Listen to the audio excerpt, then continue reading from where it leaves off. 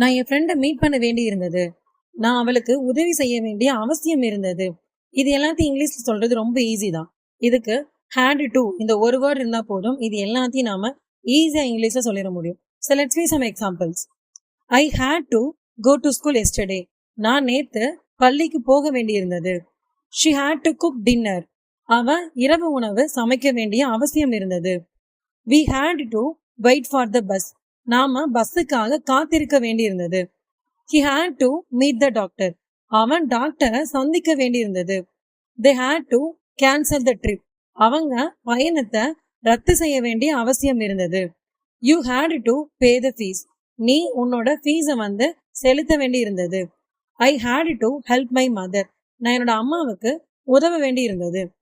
She had to leave early. அவ சீக்கிரமாவே கிளம்ப வேண்டி இருந்தது. We had to clean the room.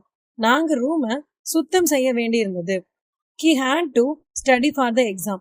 அவன் எக்ஸாமுக்கு படிக்க வேண்டி இருந்தது. ஸோ இவ்வளோதாங்க had to யூஸ் பண்ணி நம்ம ஒரு வேலையை செய்ய வேண்டி இருந்தது, செய்ய வேண்டிய அவசியம் இருந்தது அப்படின்னு சொல்றது. ஸோ இன்னும் நீங்க உங்களோட இங்கிலீஷை என்ஹான்ஸ் பண்ணிக்க நினைக்கிறீங்களா? உங்களோட ப்ரொஃபஷன்ல பீக்ல போகணும்னு நினைக்கிறீங்களா? நீங்க எந்த ஏஜ்ல இருந்தாலும் சரி அண்ட் எந்த ப்ரொஃபஷன்ல இருந்தாலும் சரி, ஸோ உங்களுக்காக தான் நம்மளோட கோர்சஸ் இருக்கு. ஸோ கோர்ஸோட டீடைல்ஸ் எல்லாமே நான் டிஸ்கிரிப்ஷன்ல பிங்க் பண்றேன். நீங்க தாராளமா செக் பண்ணிக்கோங்க. And don't forget to follow English to English for your better improvement. Thank you.